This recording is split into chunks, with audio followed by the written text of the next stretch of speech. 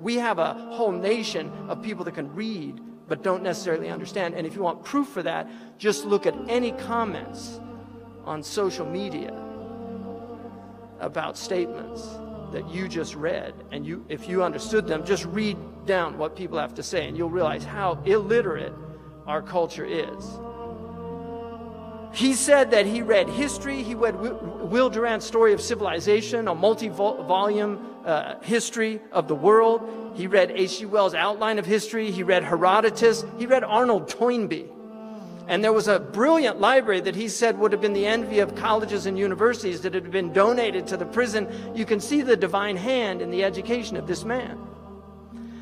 He said he read philosophy. If you go to Alcatraz and visit Alcatraz, they have a little prison library in there. It's not, the books aren't there anymore, but on the wall it says the inmates were particularly interested in philosophy and would check out Kant and other philosophers. He said he read Kant, Schopenhauer, Nietzsche. He was particularly struck by Spinoza. And one of the things that he said, that he felt that Western civilization had ended up in a cul-de-sac. And I don't think it could be summed up any better than that, the crises of Western civilization. But he was once asked, he also got into African American history. He read W.E.B. Du Bois. And he read his about the soul of black folks, and also read Carter Woodson's Negro History. He read a 3-volume book on race and sex and race. He also said that he read Mendel's book on genetics several times, particularly passages from it. And he said the book made clear to him that you could not get a black man from a white man, but you could get a white man from a black man, which substantiated his belief that the first human beings were dark, which according to our tradition, Adam, Udmat al-Ard, Adam is tawny, it means dark, and Hawa means black. So it wouldn't be at all inconsistent with our understanding of the first people, and we now know that they were probably from South Africa. So we're all Africans, right? Tell that to the crackers.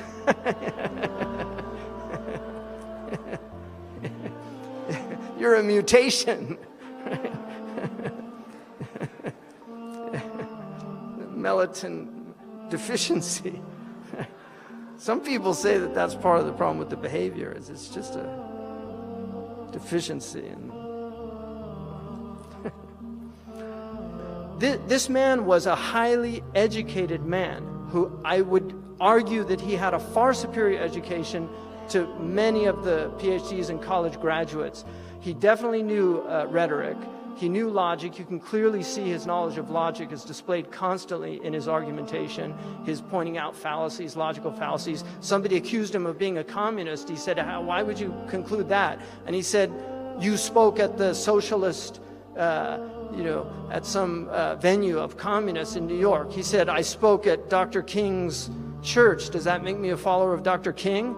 He said, I spoke last week at the Methodist church. Does that make me a Methodist? Right? This is logic. So when he said, every time I catch a plane, I have with me a book I want to read, right? And that's a lot of books these days. If I weren't out here every day battling the white man, I could spend the rest of my life reading, just satisfying my curiosity, because you can hardly mention anything I'm not curious about. I don't think anyone got more out of prison than I did. In fact, prison enabled me to study far more intensely than I ever would have if my life had gone differently and I had attended some college. I imagine that one of the biggest troubles, listen up Zaytuna students, one of the biggest troubles with colleges is there are too many distractions. Too much panty raiding, fraternities, and bula bula, and all that. So this man did not get to the Oxford Union, where I spoke at the Oxford Union. When I walked in, they give you a standing ovation just for getting there. You don't even have to give a talk after that. You just wave or something. Just because you're at the Union, they consider it so prestigious. I mean, this is typical Anglo-Saxon pride. They consider it so prestigious that you've been invited there that you get a standing ovation just for walking in, right? So he was there December 3rd, 1963, a beautiful speech that he gave on extremism. He went toe-to-toe with professors from Oxford. The ovations in that speech were immense. His diction was impeccable. His elocution is beautiful. He did not speak slang. If he spoke slang, it was for rhetorical effect, which is actually a trope in rhetoric, is to use "we was robbed." That's a rhetorical trope that can be used. So Malcolm knew rhetoric, and he used it to great effectiveness.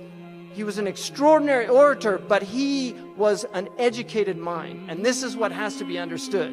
This man struggled with great difficulty to educate himself.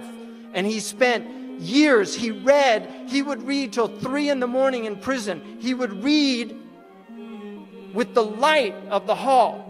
And every 58 minutes he would go because the guard would come by and they weren't allowed to be up at that time, and he would pretend to be asleep. The guard would leave and he would go back and start reading again. This was Malcolm. So when you see this man, you have to understand that this is not something that just came down. All of these gifted people, their great gift is discipline. Their great gift is the ability to struggle against themselves and overcome laziness, overcome the temptations to go the easy way. This is what Malcolm was. He was a highly disciplined individual. He was disciplined morally, he was disciplined intellectually, and he was disciplined spiritually. When his brother Reginald was thrown out, he spent the entire night in prayer. So he was a man of prayer. And these are important things to remember. And finally, in conclusion, it would be difficult to... Malcolm died at 39. It's hard to believe that he was so young when his life was taken away. I mean, that's when the prophets begin, at the age of 40. That's when the intellect really begins to mature, and it reaches its real height, during those years. So we don't know what would have happened, and I'm not going to speculate. But one of the last speeches that he gave, and he stopped using black nationalism in that last period because he was struggling with trying to grapple with what the real problem was. And he recognized that there were whites in Algeria that he met, Berbers that are white, that he met, that said they didn't resonate with that word, black nationalism. So he was struggling in himself to find something. But he was asked 1 month before he was killed, what do you think is responsible for race prejudice in the U.S.? And Malcolm said, ignorance and greed, and a skillfully designed program of miseducation that goes right along with the American system of exploitation and oppression. So it takes education to eliminate it. And just because you have colleges and universities does not mean you have education. The colleges and universities in the American educational system are skillfully used to miseducate. I couldn't put it better. Would you mind telling me what your father's last name was? My father didn't know his last name. My father got his last name from his grandfather, and his grandfather got it from his grandfather, who got it from the slave master. The real names of our people were destroyed during slavery. Was there any line, any point in the genealogy of your family when you did have to use the last name, and if so, what was it? The last name of my forefathers was taken from them when they were brought to America and made slaves. And then the name of the slave master was given, which we refuse. We reject that name today. You mean you won't even tell me what your father's supposed last name was or gifted last name was? I never acknowledge it whatsoever.